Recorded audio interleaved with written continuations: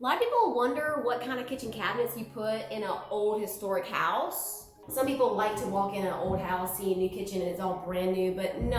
I want to walk in this house from 1920 and walk in the kitchen and still be in 1920, not 2020. This house has an original butler's pantry. Built-in cabinets. They're glass. They're kind of shallow, but the bottom's got uppers and lowers, but they were built in place right here. A big difference in old cabinets is there was no toe kicks. If you think about your cabinets you have now in your new kitchen, they stop right about here and they go in 3 inches and down 3 inches. That space is called a toe kick. But older cabinets and older houses didn't have them, so we're not putting them in this house. Another way you can tell that this cabinet was built in place is you see the original beadboard wall paneling, and then it continues along the back. They just put it right against the back wall and went on up. This here is the look that I want to recreate because it's a built-in look. You've got the inset doors, the glass fronts, the exposed hinges, cute little brackets here. So that's what I'm looking for when I try to get new cabinets or have some of them built. Okay, as you can see, this is very similar to the one we just saw. It's got 2 doors on each side with glass, but you'll notice there's not a back to it. And the way these things were designed was to hold the weight and be supported from the bottom of the legs and the back. Here we are with the back of it, and all right, it's kind of flimsy, so I need to support it. And also, I need to give it something to nail to on the back of the wall. So what I'm gonna do is before I put a back on it, I'm gonna reinforce it. Now, I'm gonna get a 2x4 like this, and I'm gonna put it in just like that. And I'm gonna start screwing in here and screw it down the sides. And I'm gonna do that on every level to give it some support. And I'm gonna do the same thing in the middle. So I support the middle of all the shelves with the block going across. And it's kind of fun because it's gonna be hidden by this middle style here, so you're not gonna see it. I'll do another one on the side here and screw it in and screw it off with my back piece here. So it's really supported in every section all the way down.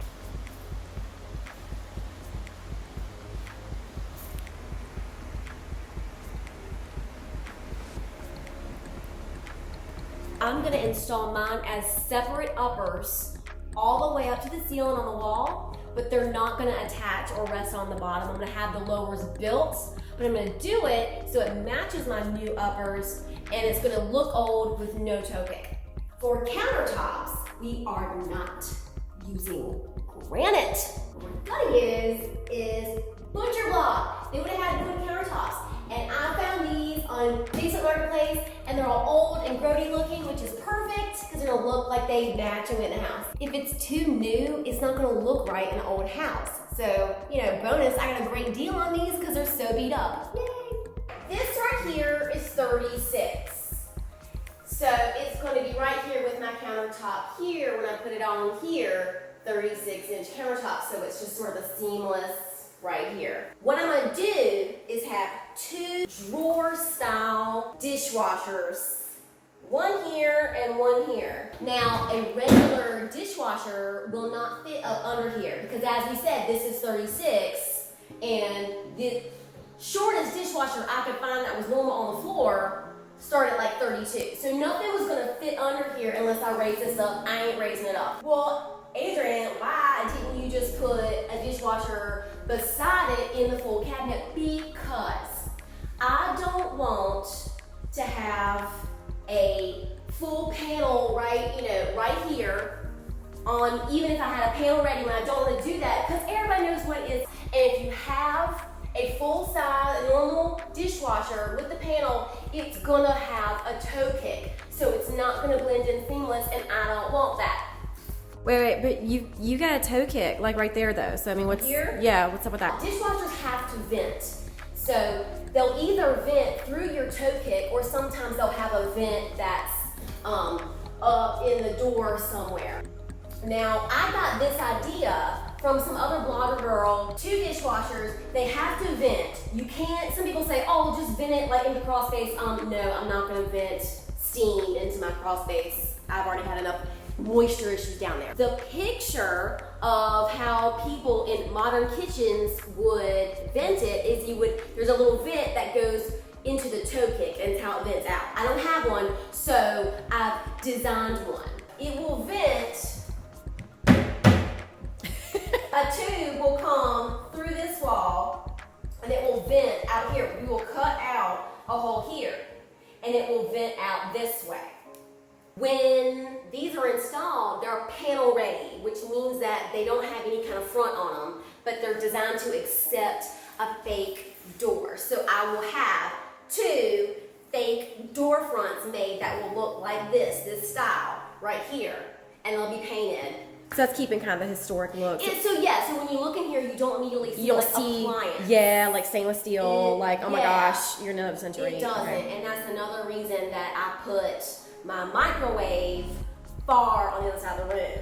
Because of codes, you cannot put a panel front on a microwave because it's like heating source or whatever. It will be right here by the fridge. So it will be stainless steel, it is what it is. It's not livable, no one's gonna live in here, and it's just nobody's gonna want it. They gonna jack it up. Yeah. They got to cook their ramen noodles now.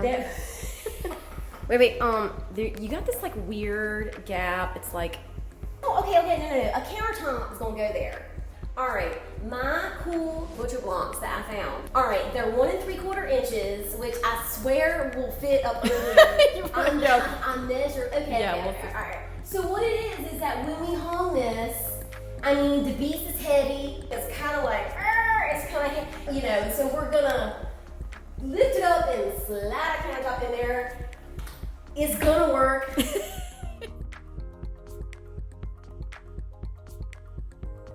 Well, the kitchen is done. Come check out my cabinets. All right, it's mostly done, but you get the point. Check it out. We've got them hung, they're painted, and what we've got is, we hung it up there. What you're gonna see is way up there. We didn't end up going all the way to the ceiling. Why? Well, turns out the ceiling is not straight. It was like, So if we put it all the way up there, it would have been uneven with gaps, and I could have closed that off and hidden it with crown molding, but that really wouldn't fit the style of this kitchen. So we just dropped it down a couple inches, problem solved.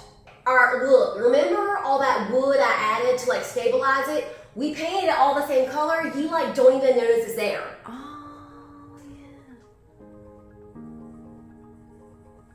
Remember it was sitting on the floor and it was cut off right here and it looked kind of dumb.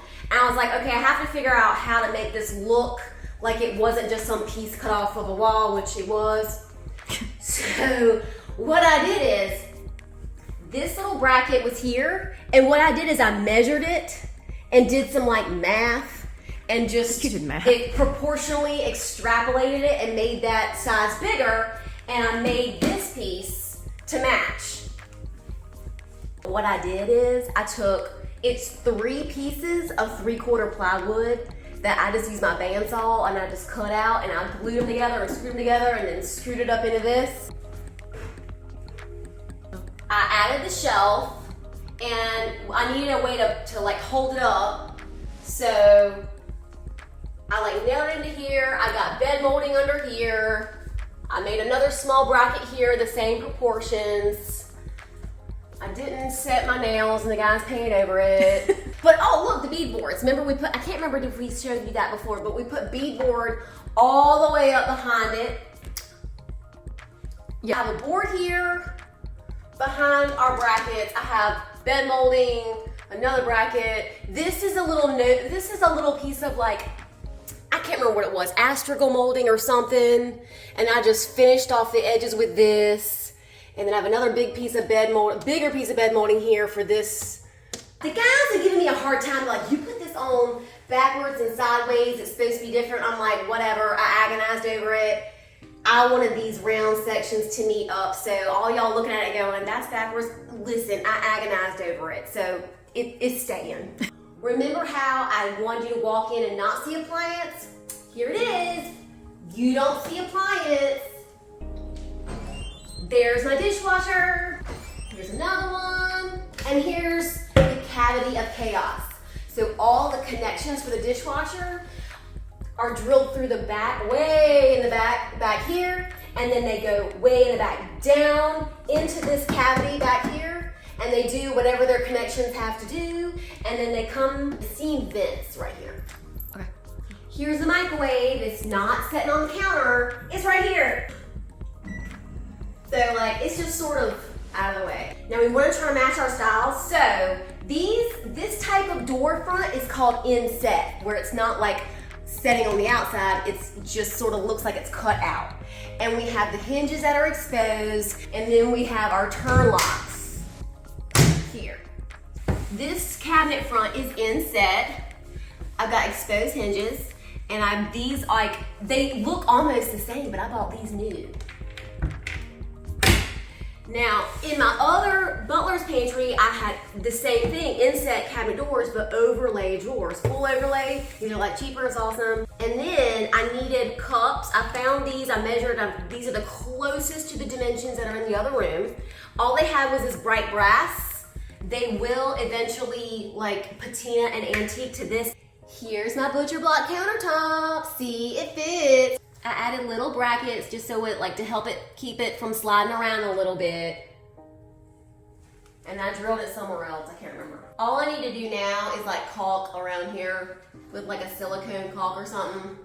And then I may sand this down just a little bit more, but I like how beat up it looks. It looks like it's been here forever, right? That's the point. See how we finished off the bottom of them with quarter round?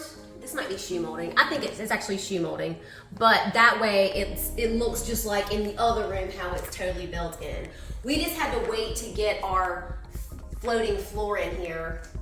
You know, it hurts my soul to put that in. I couldn't save those floors. People who have been in here and helped me hang this beast were like, this is gonna be too tall. You're gonna hate this. And I'm like, first off, you don't know what I like. Second off, look at this. I can be like putting away all my dishes, you know, and I don't hit my head, and I'm taller than most of y'all. I mean, I think I'm ahead of the curve, so it's not gonna hit anybody's head. I think it's convenient. Another thing people are concerned for me about is that it's too tall, you can't reach anything. Well, wait a minute, don't all y'all's grandmas have a step ladder or step stool in her kitchen? I have chairs, watch this. I mean, how hard is that? Now, my inspiration for this is the kitchen from Moonstruck.